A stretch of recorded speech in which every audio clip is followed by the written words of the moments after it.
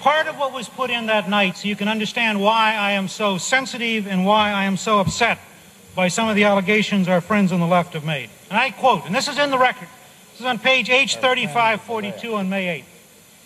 Quote, "The necessary question still gets lost in the rhetorical mud.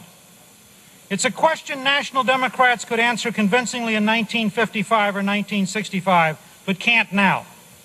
That question has nothing to do with motivation or patriotism and everything to do with results and reality.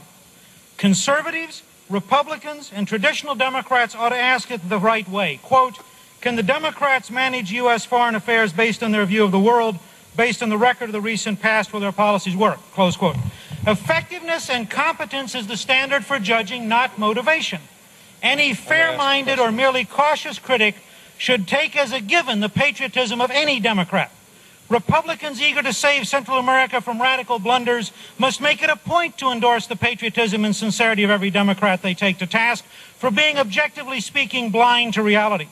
Radicalized Democrats would prefer Joe McCarthy launch every debate. Their opponents must instead make Al Smith the keynote. Let's look at the record, my friend."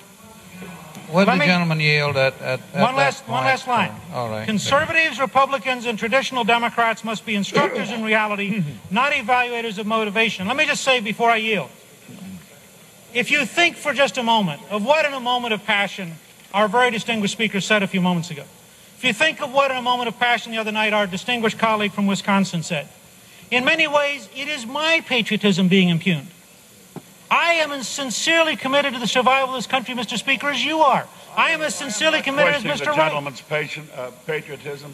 I'm questioning his judgment. That's very reasonable. I also question the judgment of the chair. I was expressing my opinion. As a matter of fact, I was expressing my opinion very mildly, because I think much worse than what I said.